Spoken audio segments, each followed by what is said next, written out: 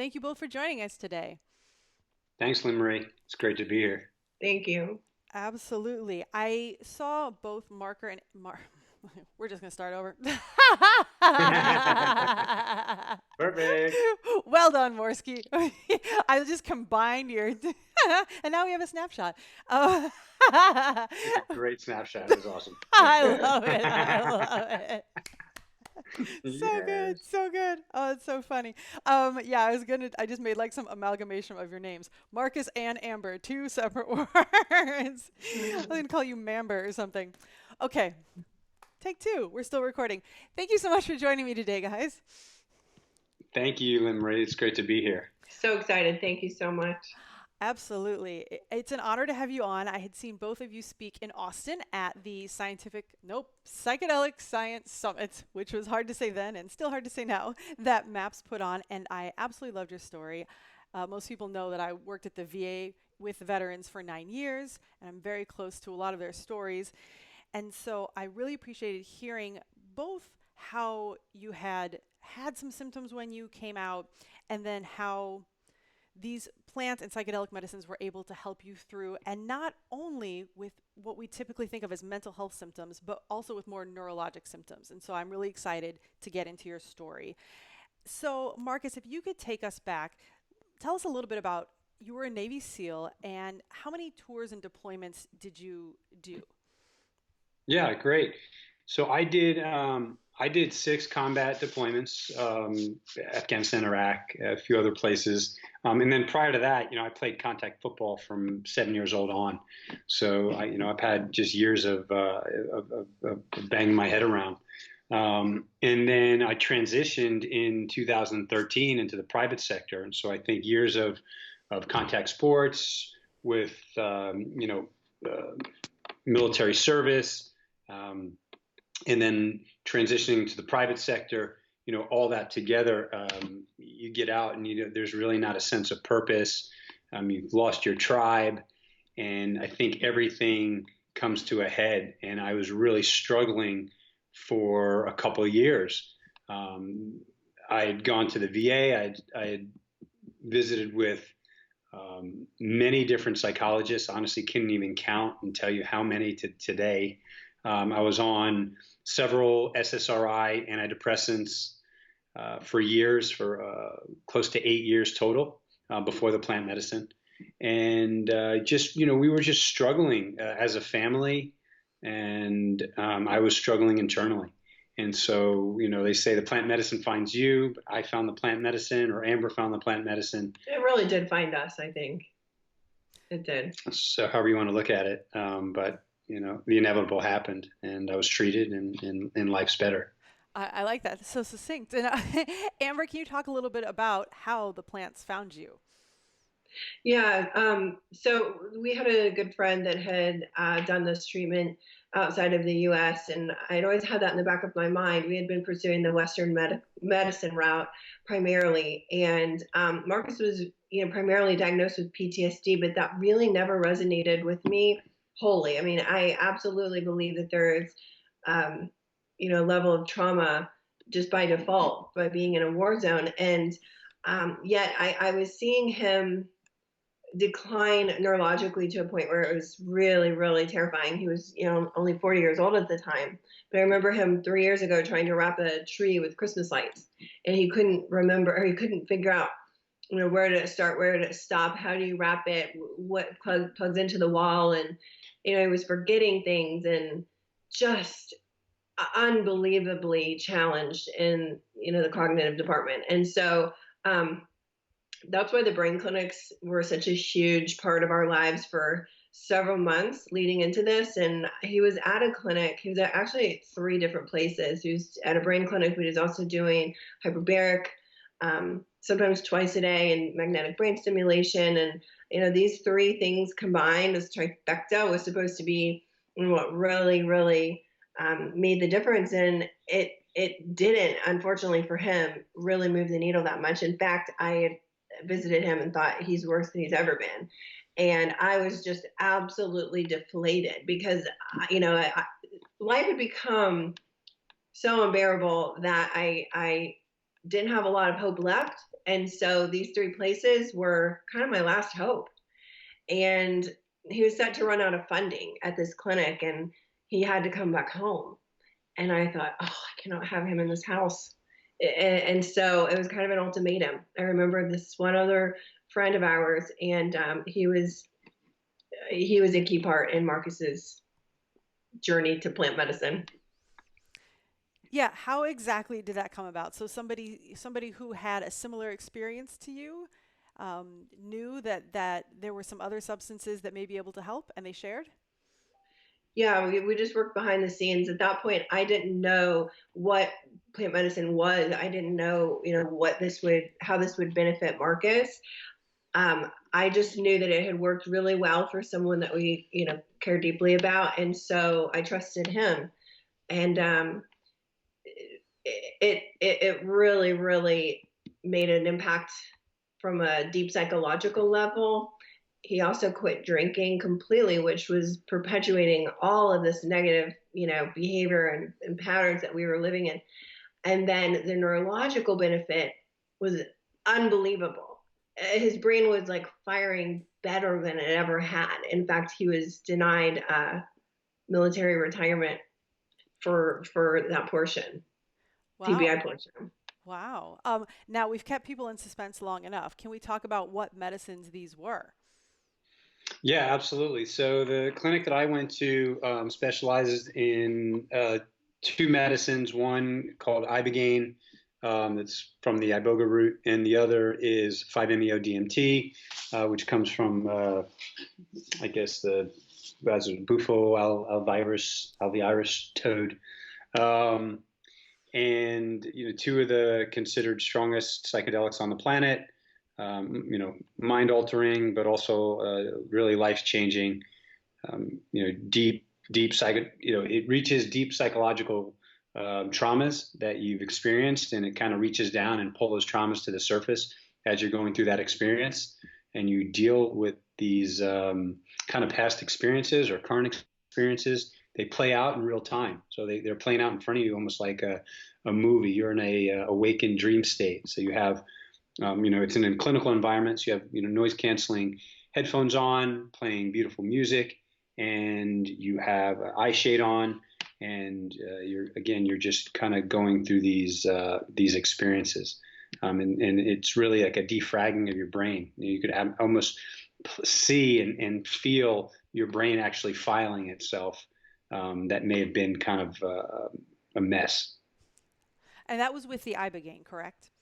That was the Ibogaine. Yeah, absolutely. I don't purely recommend it for anyone. It's not fun. I mean, it's like going to hell and back. It's such a rough journey. You're throwing up. You're getting rid of heavy metals that are in your system, and then you're experiencing some terrible things. It's very difficult to explain. People don't understand it unless you go through it. But you're talking about an experience of reliving past things that have happened in your life that you may have forgotten about, that may have been trapped in your subconscious, that may be blocking you from the potential that you're trying to basically your life, what you're trying to do. And so these traumas get, again, you relive them, and sometimes that's really difficult for people. And can you talk a little bit about what the 5-MeO added to that? Yeah, well, the Ibogaine is such a deep and dark experience. There's some levels of light, but it's really the idea is it really brings about deep traumas that are hurting you and affecting you, and so that's difficult. What the 5-MeO does, it's very synergistic, and I'm not going to get into the scientific part of it, but it's more of an uplifting, very spiritual. A lot of people come out of the 5-MeO experience closer to God if they, even if they've never been a religious person or a spiritual person. For some reason, this kind of touches you, to the highest levels of spirituality, and so people have such a different outlook on life after the 5-MeO experience. And so you go through this deep, dark Ibogaine experience where you're, somewhat confused, And thank goodness you're with a psychotherapist that's trying to help you process these stories as they're playing out in front of you. But still, some people up to a month, really don't know what just happened. And then that 5-MeO experience, is like, it's like a daylight, it's sunshine. It makes you, uplifting and happy and rewarded. And so it's a very nice synergistic blend of the two medicines. It's really interesting. I just want to add something there that it's really interesting how similar the descriptions are of especially the 5-MeO and just, the common themes coming out of, the guys that are getting treated is like, we're all one. There is a God. There, I feel my life has purpose again. I want to live again. And so I don't have psychedelic experience or really even fully understand, but I definitely have noticed that they all have very similar takeaways. I have definitely heard that with almost everybody that has undergone 5-MeO, DMT. There's that oneness and this like feeling of love that's coming from this just kind of like spirit oneness. Everybody has kind of the same like glazed over look of like ecstasy, that they just saw some amazing kind of nirvana. And I can imagine that after going through, like you said, Marcus, that ibogaine experience, which can be 12 plus hours, correct? Yeah, very traumatic. Yeah, that would be a great kind of, I don't know, unraveling of that a little bit, because otherwise you may have, there's a dark place to be left in, and then 5-MeO is like, here's some hope.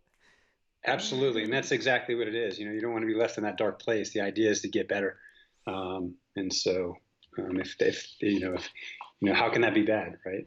Yeah, and how quickly? So I'd love to divide your symptoms kind of into the neurologic versus. Yeah. Like Amber was saying that there was some alcohol use and you had some depression. How quickly in each of those categories did you notice a change after you underwent the treatment?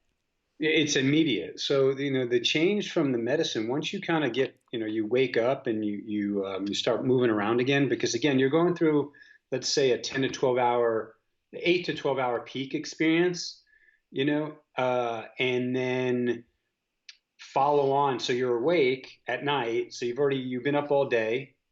You start the medicine sundown. You go through the experience as the sun's coming up, and then you sleep for like 12 hours after that. You're so tired, right? You've just been up 24 hours. And so once you get up the next day, you have to process everything, but you start, some people take a long time to process it. I feel like I processed it pretty quickly, and I kind of woke up with a smile on my face, and I went, "Holy shit, life is good." And I had a glow, and that glow lasts, anywhere from 3 months to 6 months to 9 months. It's different depending on the person. And so I had titrated off of my antidepressants. I don't know, it was like a week or two prior to that, but I was pretty, I was crawling out of my skin from that. And I hadn't touched antidepressants since. It's over 2 years now. And I stopped drinking for six months straight. And now, I've gone back to, I would call the social drinking, but it's not dependent like it used to be. I mean, we were drinking really hard, and I don't even, come close to that anymore. So I think it's, the ibogaine really cuts the addiction pathway. And so it really helps, break any of those habits that you've had in the past. And, from our community, we come from a heavy drinking community, and you just can't take that into the private sector. It just doesn't work that way. I understand. It sounds like you went more from using alcohol a little bit as self-medication to now the social situation where you can give or take. And it seems like you're indicating that ibogaine helped break that pattern. Absolutely. That's exactly what it did. Drinking, like you said, it was definitely part of the social interaction, but I was doing a lot. And as you said, using alcohol to self-medicate. So if I was having an issue, which was often, depending on what the stressor was in life, it was going right to the alcohol, right to the bottle, brown liquor or whatever it was. So it was really nice to not have to depend on that anymore.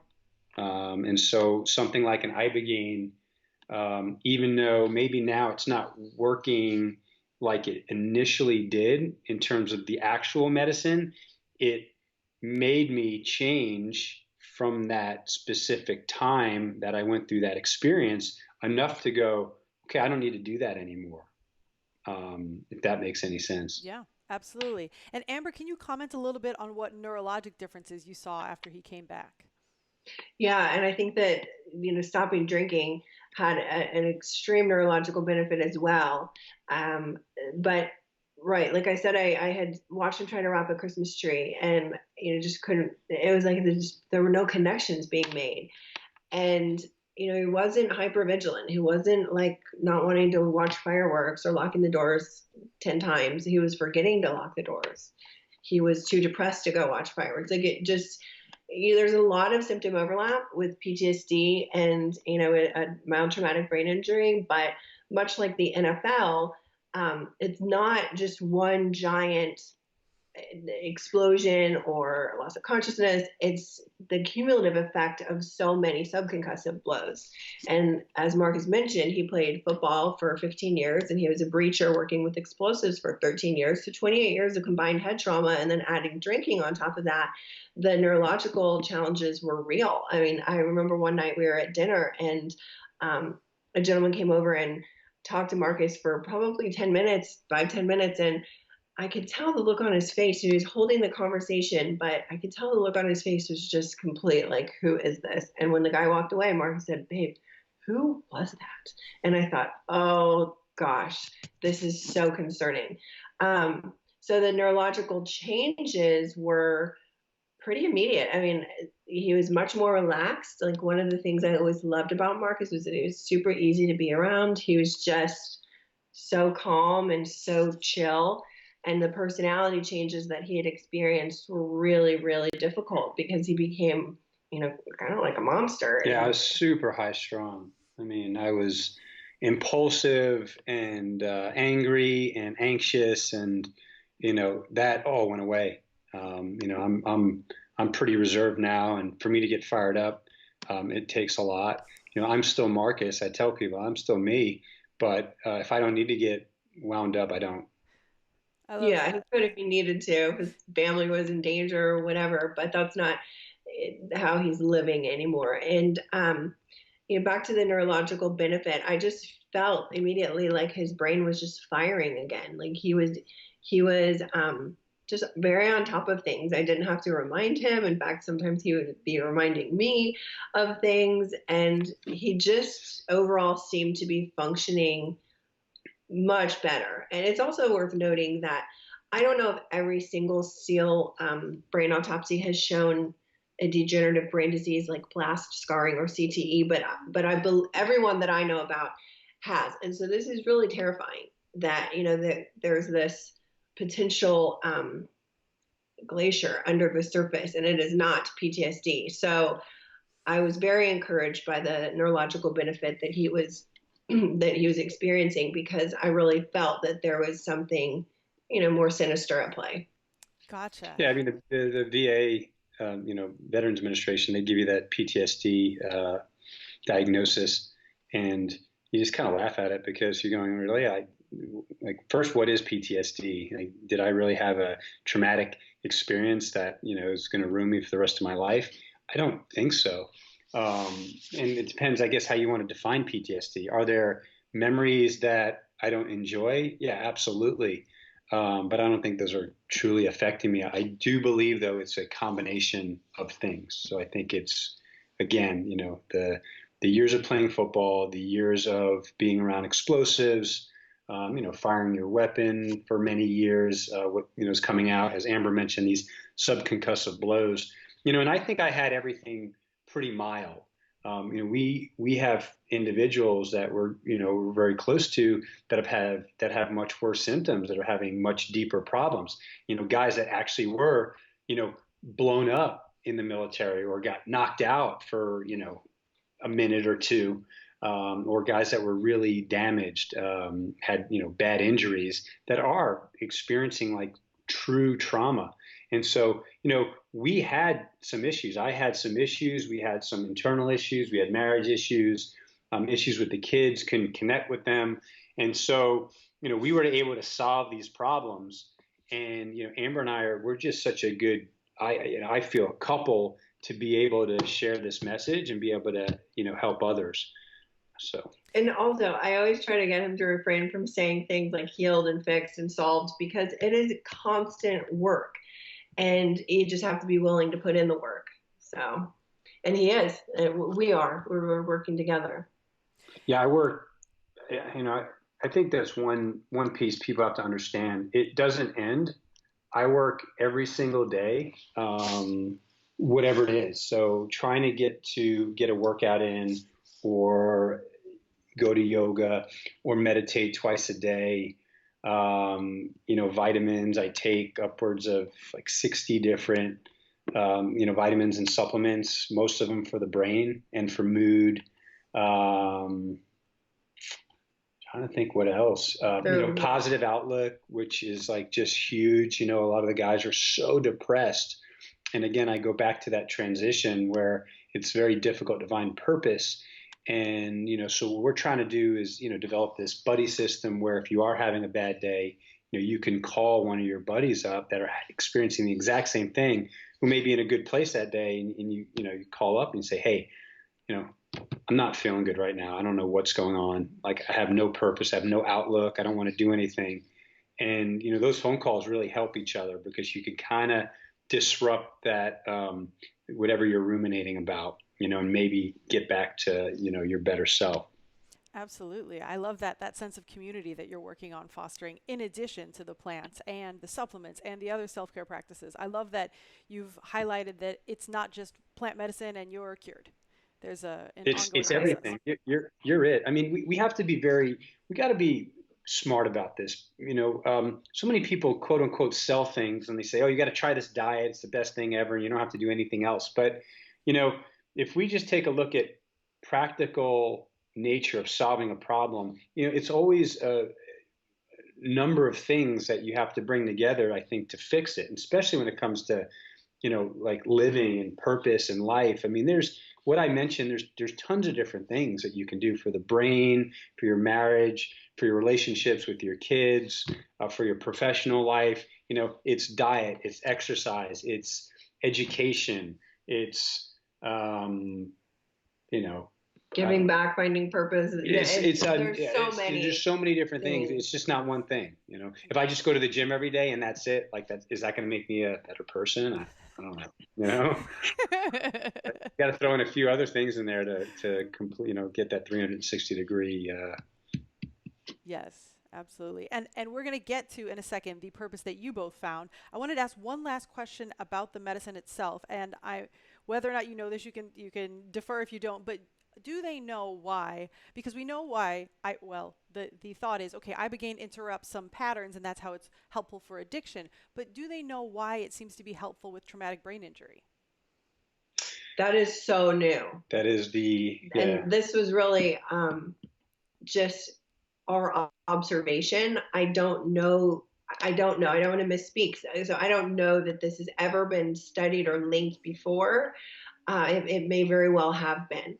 But we do know that ibogaine has insane neurological benefit. I just can't scientifically explain it. The GDNF and BDNF, I just can't tell you exactly what, how those connections are made. Sure. It's like miracle grow for the brain. We've been kind of told, basically, it's potential that it can, if you have a certain volume of the brain, it actually increases the volume of the brain, right? So whatever it's growing new brain cells. We're not sure about that, though. Please Google. Please. Yeah. Well, this is the thing. Here's the disclaimer. So for every medicine, we have a scientific researcher come on, and I'm just interviewing you guys significantly before the 5-MeO episodes have even been recorded. So for everybody listening, put a pin in that. Come back in 2 months when I've got the 5-MeO DMT researcher on, and I will ask that person the same question, and we will get a more definitive answer. So let's get on to how this led you to this new foundation. You got a sense of purpose out of this. What were the steps between you realizing, oh, this is a powerful medicine, I've been healed, to where you started Vets? And if you could talk a little bit about that. Yeah, initially out of my experience, that's the first thing I said, is that we need to share. everybody needs to know about this, and we have to do it correctly, and more people just need to understand that there's something out there that's working better than anything that we've heard of or seen up until that point. And this is coming from someone who had been to like 5 brain clinics. I mean, he at some point he's like, I cannot take any more time off of work, like, weeks at a time. He was at this one place for like 8 weeks, and for something that worked so quickly, he was like, oh, this is exactly what the guys need. Yeah, so we just kind of went into action and put some work into it, and started building this nonprofit about 1.5 years ago. And, it started very rudimentary though, because there was a bit of trepidation. I thought, well, first of all, I know nothing about this. Second of all, I don't know. This seems too good to be true. Will it work? Will it continue to work? Will it work for more than just Marcus? And so the initial goal was to help raise funding for other guys to receive the same treatment. So we were able to just tell our story to raise some funding.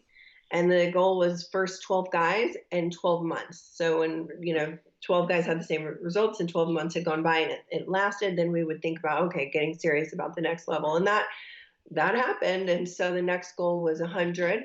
So we were able to raise more funding for, now I think there's 125 guys that have been through the protocol. And, we have nothing to do with the actual treatment. We're just on the funding side. We could not afford this when Marcus was struggling. And so our way of paying it forward is for, right now, SEALs only to come to us and say, I need a lifeline. I've tried several other things and I need a lifeline. And so then we can give them funding and they can seek that lifeline themselves.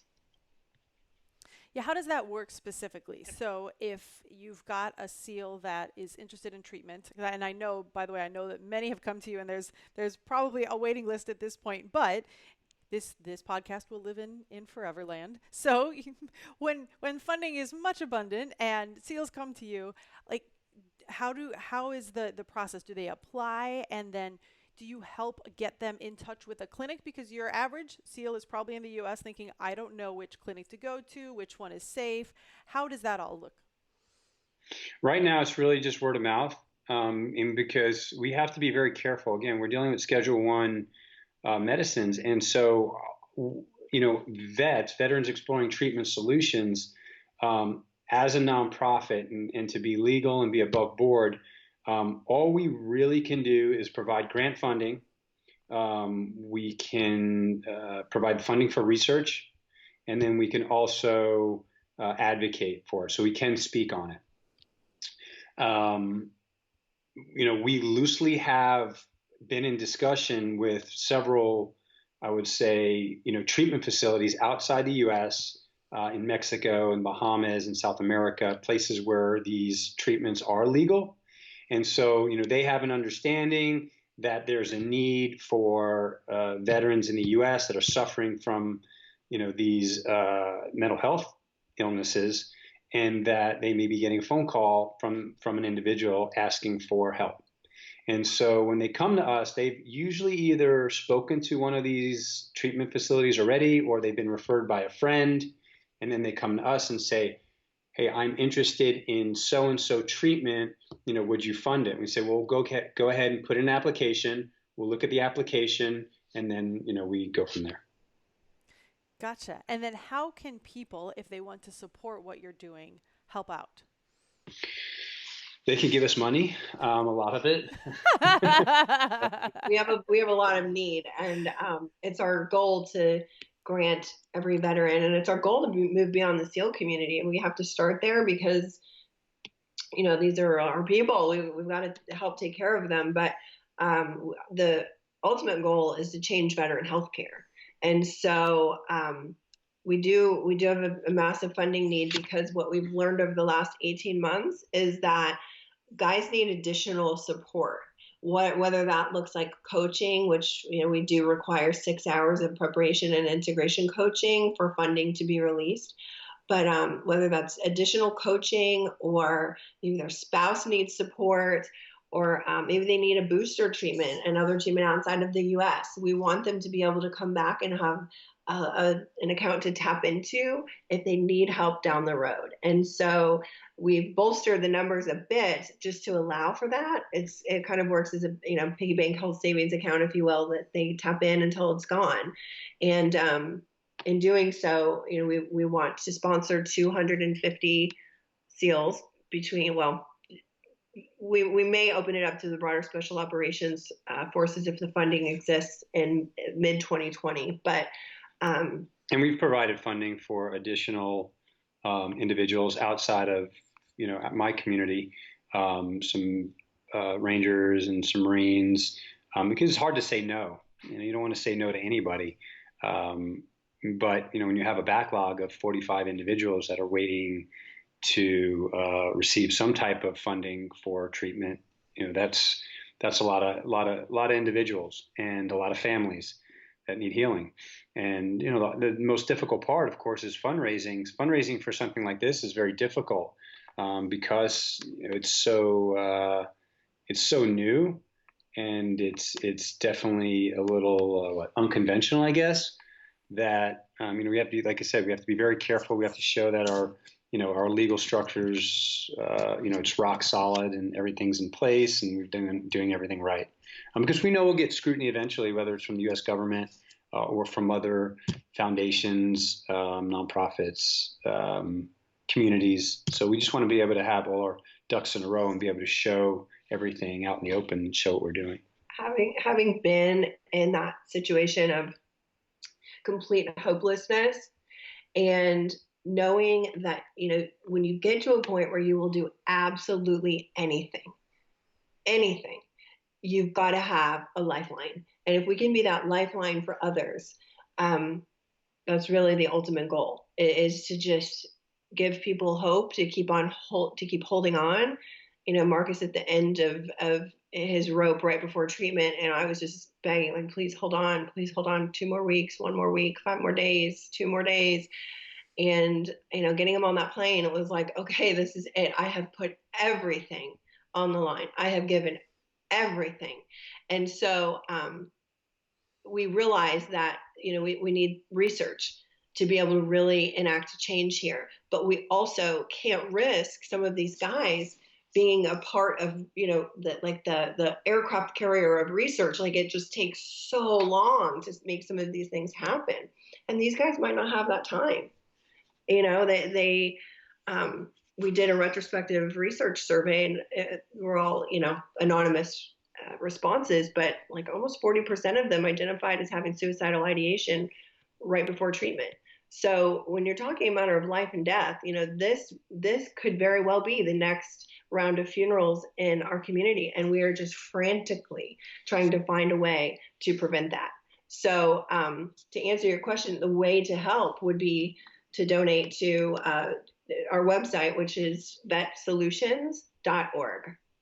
There's a link for donations there, and it's our intent for every grant recipient that comes through our organization to receive a $10,000 account to continually tap into until they're back on their feet.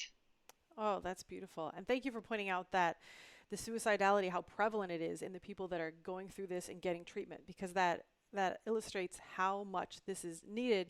And I applaud your bravery for going into what's, like we had discussed it in Austin, technically very often more of a conservative field, and saying, look at this thing that we're doing that is, you have the same struggle as the psychedelic science community, which is everybody needs funding, but you have this extra step, which is to convince people that this thing that's so stigmatized, or still, like you said, Schedule 1 illegal in the US, is saving lives. That's a whole nother step that you have to go through in these communities. So I really applaud your bravery for taking this on and trying to help others that you see could benefit in the same way you both did as a family. So again, if they want to help donate, you said it is vetsolutions.org? Yes. Yeah, Limerick, if you could include that on the... It will be in the show notes, my friend. I'm sure it will. It will be all over the show notes. It's just one big show note. Just go to vetsolutions.org. Boom. Yes, I appreciate you both very much for coming on and sharing your story, and for the work you're doing to help others. Thank you, Marie. Thank you We so truly much. appreciate it. Oh, I'm so sorry. Oh, Now we've I'm got gonna have to edit out the dog. we're leaving in the dog because of the timing was so perfect. He waited the entire 35 minutes. So we're good to go, guys. For everybody else out there, okay, actually I will. Wait, I'm so sorry. It's I'm so okay. sorry. Hold it. For everybody else out there, whoops, still barking. We got pretty far. All right, that screwed up everything. It's all right. Hold on. Okay, hold on. Until next time, everybody. Hold it. No, we're just going to redo the ending because he stopped barking. Okay. All right. We're redoing just the ending. I will just say thank you guys both so much for coming on and for the work you're doing to help others. Thank you, Thank Marie. you so much. Thanks for the opportunity. Absolutely. Look forward to chatting again soon. Yes. I would love to hear an update someday when you've got the inflow of money and you're ready to take on all the vets. You come back on the show and we'll announce it again. Done. That'd be great. Excellent. Absolutely. All right. For everybody that's out there, until next time.